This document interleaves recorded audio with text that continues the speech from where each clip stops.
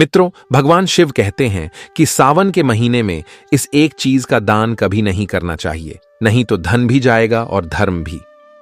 मित्रों, आज आपने अगर इस कथा को श्रद्धापूर्वक पूरा सुन लिया तो न तो आपका धन व्यर्थ जाएगा और न ही धर्म।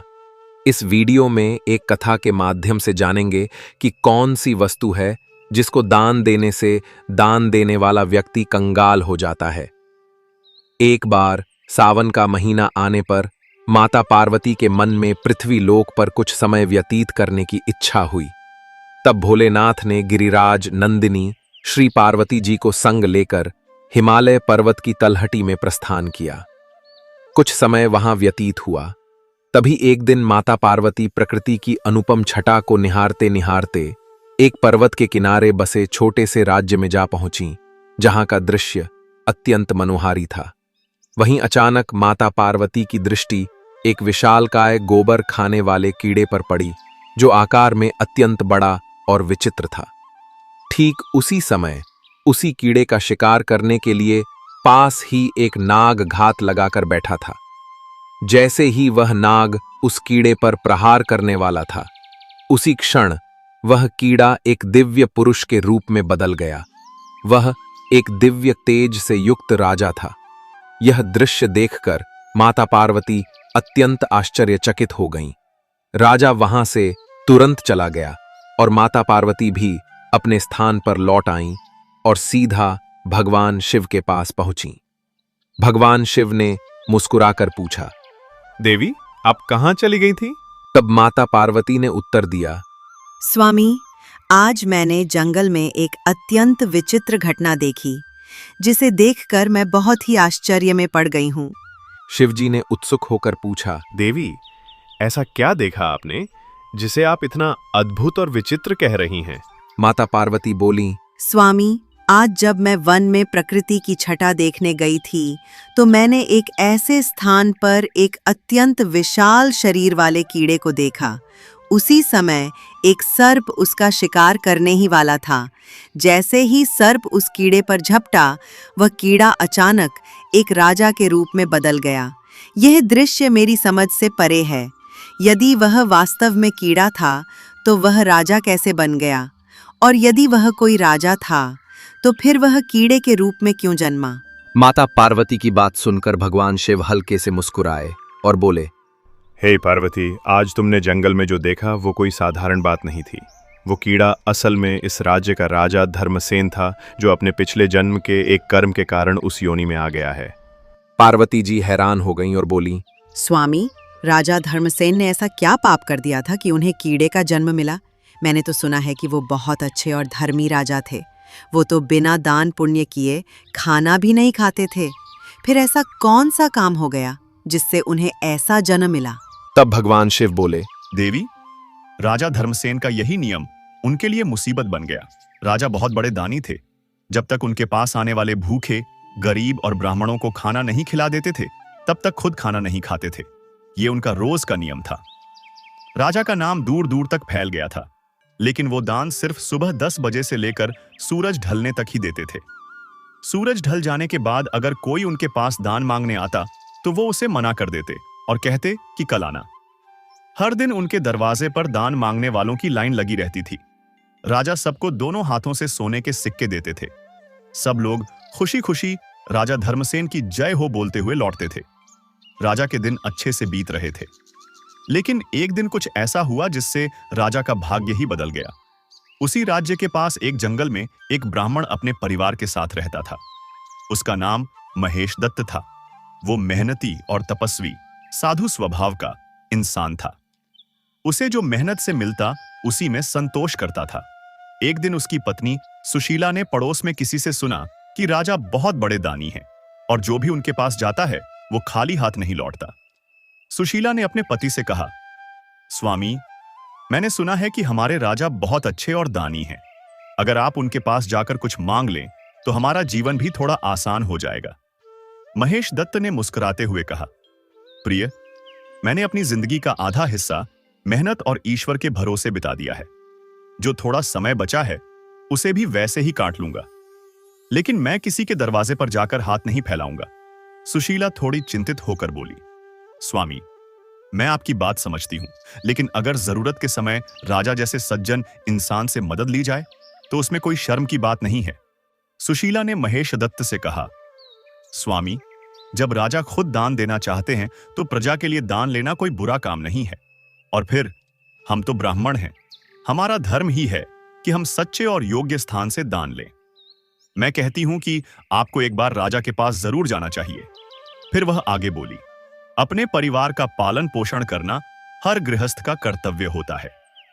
यह हमारा धर्म है कि हम अपने परिवार को सुख सुविधा दें। जो लोग अपने परिवार की देखभाल नहीं करते उन्हें भी पाप लगता है। फिर भगवान भोलेनाथ माता पार्वती से बोले, हे देवी, ब्राह्मणी सुशीला की बातों को सुनकर ब्राह्मण महेश दत्त राजा धर्मसेन के पास जाने को तैयार हो गया। अब महेश दत्त अपने घर से चल पड़ा राजा के दरबार की ओर। लेकिन प्रिय भक्तों, रास्ते में चलते चलते शाम हो गई। उधर राजा धर्मसेन का दान देने का एक तय समय था।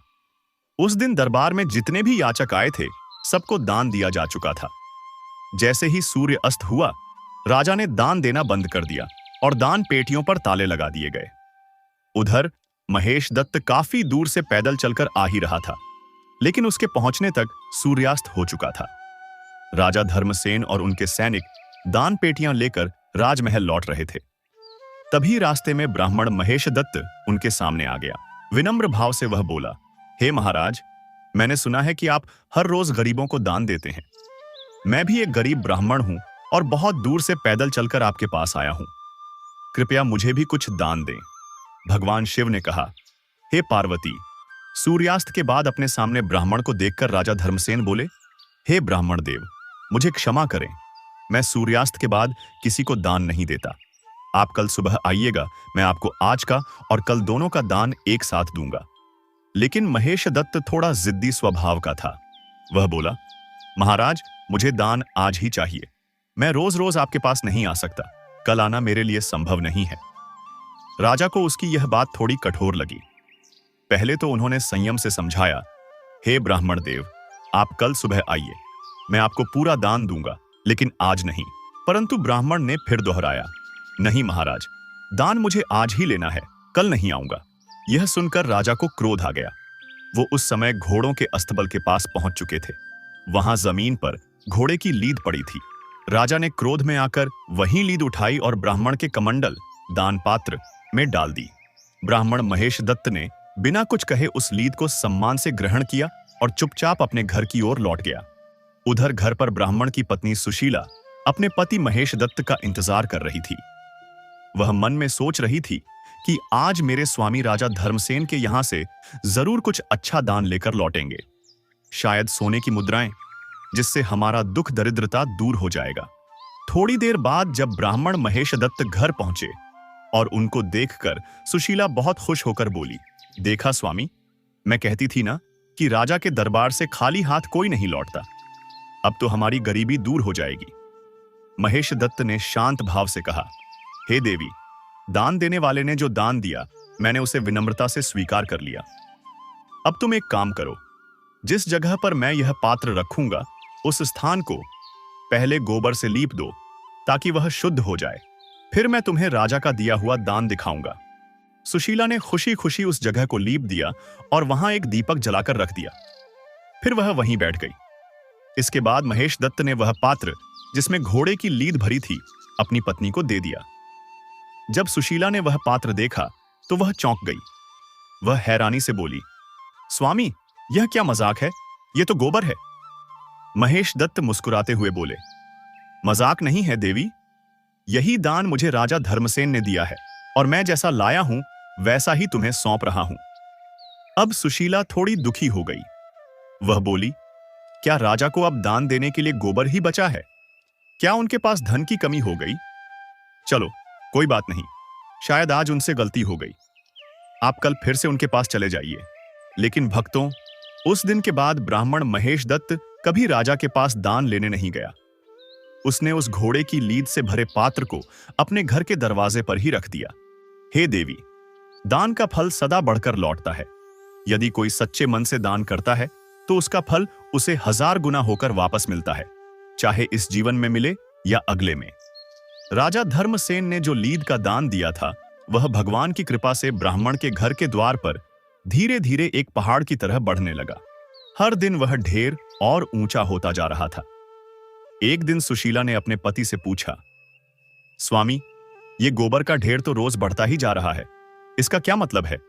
आप वेदों के ज्ञाता हैं, मुझे समझाइए ना। महेश दत्त ने कहा, देवी, यह राजा धर्मसेन के दान का फल है। यह इसलिए बढ़ रहा है क्योंकि इसका उपयोग करने वाला हम नहीं, बल्कि राजा स्वयं होगा। अगर हम इसका उपयोग कर लेते तो इसका पुण्य राजा को मिल जाता, लेकिन जब यह हमारे किसी काम का नहीं है और हम इसे छोड़ देंगे तो इसका संपूर्ण फल राजा को ही भोगना पड़ेगा। यह सुनकर सुशीला चुप हो गई और सोच में पड़ गई।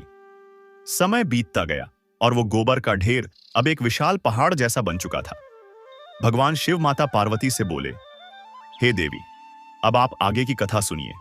एक दिन की बात है, राजा धर्मसेन जंगल में शिकार के लिए गए थे, लेकिन पूरे दिन बीत जाने के बाद भी उन्हें कोई शिकार नहीं मिला। पुराने समय में यह नियम था कि जब किसी राजा को शिकार नहीं मिलता तो वह बिना शिकार किए नगर वापस नहीं लौटता था, चाहे उसे रास्ते में कहीं भी रुकना पड़े। शाम हो चुकी थी और सूर्यास्त के बाद किसी भी जीव को कष्ट देना क्षत्रियों के धर्म के विरुद्ध माना जाता था। यह सोचकर राजा ने निर्णय लिया कि अब उन्हें लौट जाना चाहिए और जंगल के पास ही कहीं रुक जाना चाहिए। रुकने की जगह ढूंढते हुए राजा धर्मसेन एक कुटिया के पास पहुंचे, और ये वही कुटिया थी जहां ब्राह्मण महेश दत्त और उनकी पत्नी सुशीला रहते थे। वही ब्राह्मण जिसे 17 से 18 वर्ष पहले राजा ने क्रोध में घोड़े की लीद का दान दिया था, लेकिन राजा अब तक उस घटना को पूरी तरह भूल चुके थे। राजा ने कुटिया में पहुंचकर विनम्रता से कहा, हे ब्राह्मण देवता, क्या मैं आज रात आपके यहां ठहर सकता हूं? ब्राह्मण महेश दत्त मुस्कुराकर बोले, राजन, हमारी कुटिया में आपका स्वागत है, आप हमारे अतिथि हैं। उस रात ब्राह्मण ने जो भी रूखा सूखा भोजन था वही प्रेम से राजा को परोसा। राजा ने भोजन ग्रहण किया और रात्रि विश्राम वहीं किया। अगले दिन सुबह जब राजा उठे तो उनकी नजर कुटिया के बाहर पड़े एक बहुत बड़े गोबर के ढेर पर पड़ी। वो ढेर अब तक एक छोटे पहाड़ जैसा बन चुका था। उसे देखकर राजा हैरान रह गए और ब्राह्मण से पूछने लगे, हे ब्राह्मण देव, क्या आपके पास इतने घोड़े हैं जो यहाँ इतना बड़ा गोबर का ढेर इकट्ठा हो गया है? ब्राह्मण मुस्कुराकर बोले, महाराज, हम तो पूजा पाठ और साधना करने वाले लोग हैं, हमें घोड़ों से क्या काम?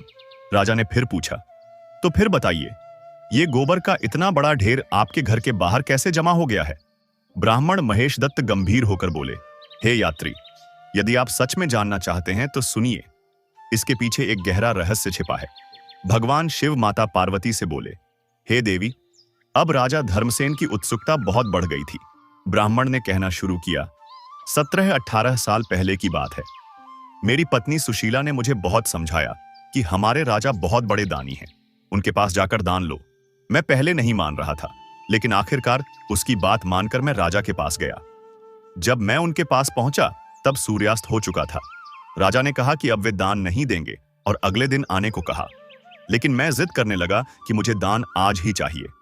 इस पर राजा को क्रोध आ गया और उन्होंने पास में पड़ी घोड़े की लीद उठाकर मेरे कमंडल में डाल दी। मैंने उस लीद को भी एक सम्मान की तरह स्वीकार किया और घर लाकर उसे बाहर रख दिया। ना तो मैं उसे उपयोग में लाया और ना ही फेंका, क्योंकि वह किसी राजा द्वारा दिया गया दान था। अब राजा ने आश्चर्य से पूछा, हे ब्राह्मण देव, पर आपने तो बताया कि राजा ने केवल थोड़ी सी लीद दी थी, फिर ये इतना बड़ा पहाड़ कैसे बन गया? ब्राह्मण महेश दत्त ने राजा धर्मसेन की ओर देखकर गंभीर स्वर में कहा, हे राजन, हमारे वेद पुराण कहते हैं कि जो भी दानदाता सच्चे मन से दान करता है उसे उसका फल 1000 गुना होकर लौटता है। आपने जो घोड़े की लीद मुझे दी थी वह अब समय के साथ 7000 गुना बढ़ चुकी है और अब इसका फल आपको स्वयं भोगना पड़ेगा। यह सुनते ही राजा धर्मसेन के होश उड़ गए। उनके पैरों तले जमीन खिसक गई।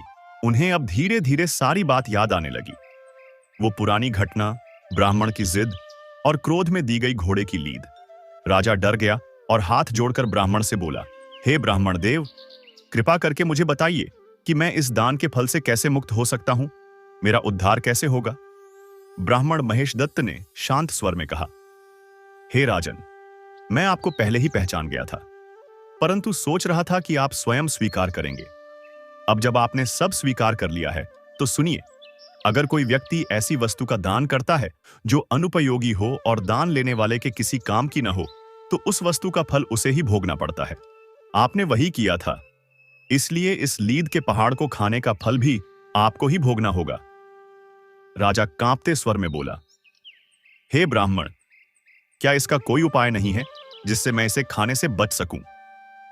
ब्राह्मण बोले, राजन, यदि आप इस लीद को खाने से बचना चाहते हैं तो एक उपाय है, और वो यह कि आपको अपने राज्य में स्वयं की निंदा करवानी होगी। जितनी ज्यादा आपकी निंदा होगी उतनी ही ये लीद घटकर कम होती जाएगी। राजा ने आश्चर्य से पूछा, हे ब्राह्मण देव, मेरी निंदा कौन करेगा? लोग तो मेरी प्रशंसा ही करते हैं। तब ब्राह्मण ने कहा, तो सुनिए, आपको एक कार्य करना होगा। अपने राज्य के कुल पुरोहित की बेटी को जबरन अपने महल में लेकर आइए, पर ध्यान रहे, आपकी दृष्टि उस कन्या पर बिल्कुल पवित्र होनी चाहिए। उसे आप अपनी बेटी की तरह माने, लेकिन यह बात किसी को न बताएं। लोगों को यह लगे कि आपने बलपूर्वक उसे लाया है। फिर उसे अपनी रानी के पास छोड़ देना और कह देना कि वह उसे अपनी बेटी की तरह पाले।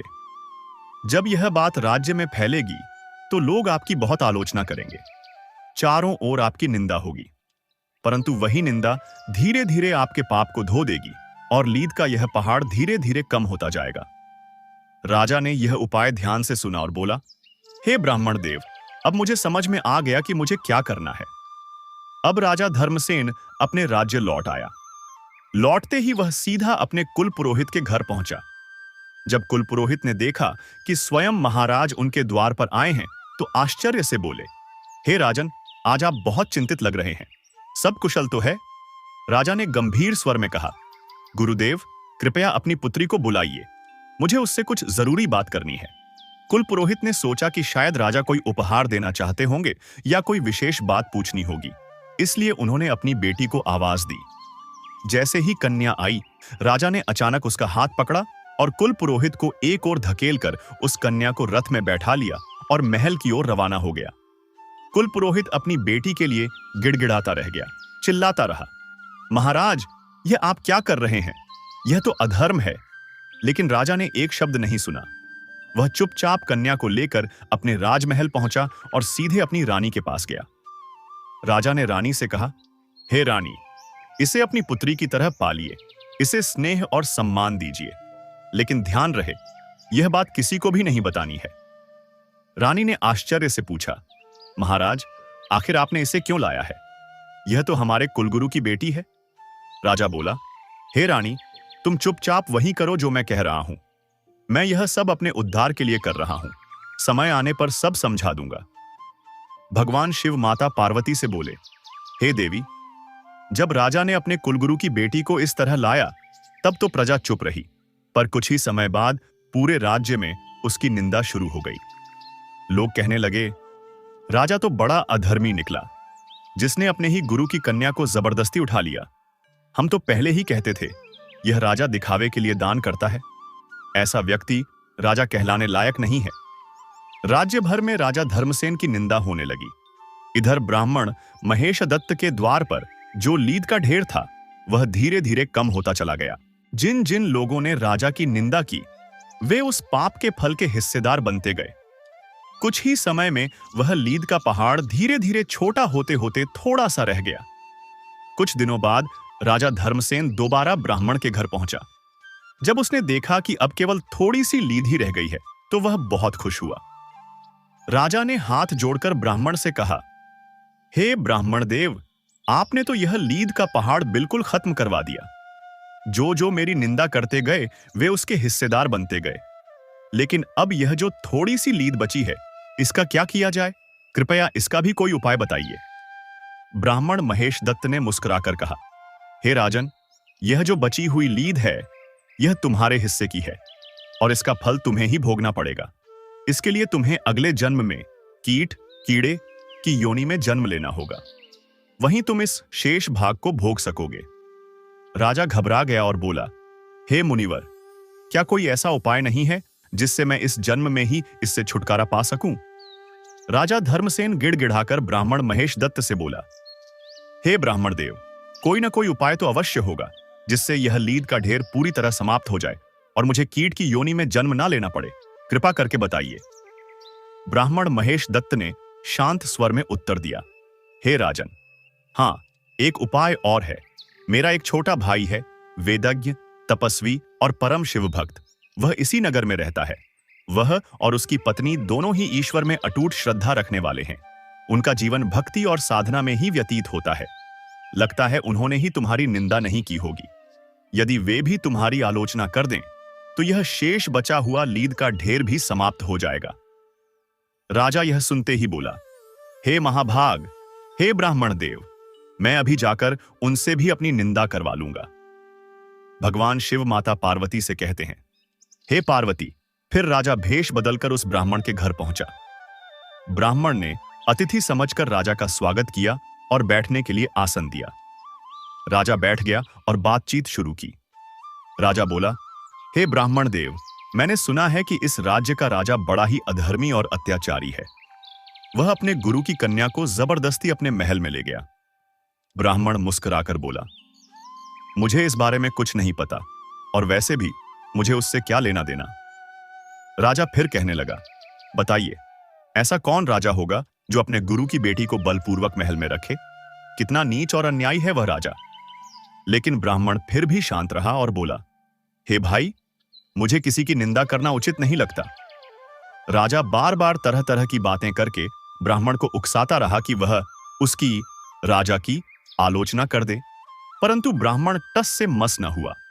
तब ब्राह्मण ने अपनी दिव्य दृष्टि से देख लिया कि यह भेष में आया व्यक्ति और कोई नहीं बल्कि स्वयं राजा धर्मसेन है। ब्राह्मण गंभीर स्वर में बोला, हे राजन, मैं आपको पहचान गया हूं। आप मुझसे निंदा करवाकर मुझे अपने पाप में हिस्सेदार बनाना चाहते हैं, पर मैं कभी किसी की आलोचना नहीं करता। मैं शिव भक्त हूं, माता पार्वती के बताए मार्ग पर चलता हूं। मैंने जीवन भर किसी का बुरा नहीं किया और न ही करूंगा। मैं इस लोक और परलोक दोनों को बिगाड़ना नहीं चाहता। आपका पाप आपका है और उसका फल भी आपको ही भोगना पड़ेगा। इतना कहकर ब्राह्मण ने राजा को डांटते हुए घर से बाहर भेज दिया। राजा निराश और उदास मन से वहां से लौट आया। अगले दिन वह फिर से ब्राह्मण महेश दत्त के घर पहुंचा, जहां लीद का ढेर पड़ा हुआ था। वह ब्राह्मण के चरणों में गिर पड़ा और रोते हुए बोला, हे ब्राह्मण देव, अब बताइए, क्या कोई और उपाय नहीं बचा है? ब्राह्मण महेश दत्त ने राजा धर्मसेन से कहा, हे राजन, अब कोई और उपाय नहीं है। तुम्हें यह लीद खानी ही पड़ेगी, चाहे जैसे भी खाओ। यही तुम्हारे कर्मों का फल है। राजा बोला, हे ब्राह्मण देव, पता नहीं मुझे कीट का जन्म कब मिलेगा, और तब तक मुझसे अनजाने में ना जाने कितने पाप हो जाएं। क्यों ना आप मुझे अभी कुछ समय के लिए कीट बना दें।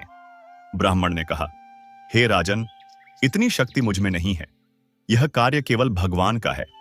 लेकिन मैं इतना निश्चित रूप से कह सकता हूं कि मृत्यु के पश्चात तुम्हें कीट योनि अवश्य मिलेगी, और जैसे ही तुम अपने हिस्से की लीद को खा लोगे, तुम इस पाप से मुक्त हो जाओगे। तुम्हारे जीवन में कोई पाप नहीं था, तुम सदा दान पुण्य में लगे रहे, लेकिन उस एक भूल ने तुम्हें यह फल दिया और उसे भुगतना ही होगा। परंतु जैसे ही यह कर्म कटेगा, तुम फिर से मनुष्य योनि को प्राप्त करोगे। भगवान शिव माता पार्वती से कहते हैं, हे देवी, कुछ ही समय बाद राजा धर्मसेन की मृत्यु हो गई, और ठीक वैसा ही हुआ जैसा ब्राह्मण ने कहा था। उसे कीट की योनि मिली, एक गोबर खाने वाले कीड़े के रूप में, और जहां वह लीद का ढेर पड़ा था, वहां जाकर वह कीट उस लीद को खाने लगा। वर्षों तक धीरे धीरे वह कीट उस लीद को खाता रहा, और एक दिन उसने अपनी पूरी हिस्से की लीद समाप्त कर दी। हे देवी, उसी समय तुमने उस कीट को देखा था, और तभी वह दिव्य रूप में प्रकट हुआ। उसका कीट रूप समाप्त हुआ और वह परम देह धारण करके स्वर्ग की ओर प्रस्थान कर गया। प्रिय भक्त गणों, यह वही राजा धर्मसेन था, एक दानी राजा, जिसने केवल एक बार क्रोध और अहंकार में आकर ब्राह्मण को घोड़े की लीद का दान कर दिया था, और उस एक दान ने उसे कीड़े की योनि में जन्म लेने पर विवश कर दिया। इस कथा से हमें यह गहरा संदेश मिलता है, जो व्यक्ति अनुपयोगी वस्तुओं का दान करता है, जो क्रोध या घमंड में आकर दान करता है या दिखावे के लिए दान करता है, वह व्यक्ति दान के पुण्य का नहीं बल्कि पाप का भागी बनता है। दान कभी भी अहंकार से नहीं, विनम्रता से करना चाहिए। दान कभी भी अपवित्र वस्तु का नहीं, श्रद्धा और उपयोगी वस्तु का होना चाहिए, क्योंकि जो हम आज दान करते हैं वही कल हमें कई गुना बनकर वापस मिलता है। अगर आपने आज किसी भूखे को भोजन कराया है तो ईश्वर भविष्य में आपके हर जन्म में भोजन का संकट दूर कर देंगे। लेकिन अगर आपने किसी जरूरतमंद को तिरस्कार से देखा या उसके हाथ खाली लौटा दिए तो उसका फल भी आपको ही भोगना पड़ेगा, कई गुना बनकर। तो आइए मित्रों, जीवन में सच्चा दान करें, बिना घमंड के, बिना स्वार्थ के, क्योंकि दान एक संस्कार है, न कि कोई लेन देन। अगर आपको यह कथा पसंद आई हो तो एक बार सच्चे मन से कमेंट में जरूर लिखिए हर हर महादेव, और ऐसे ही प्रेरणादायक, ज्ञानवर्धक और भक्ति से भरे प्रसंगों के लिए वीडियो को लाइक करें, चैनल को सब्सक्राइब करें और शेयर करना न भूलें।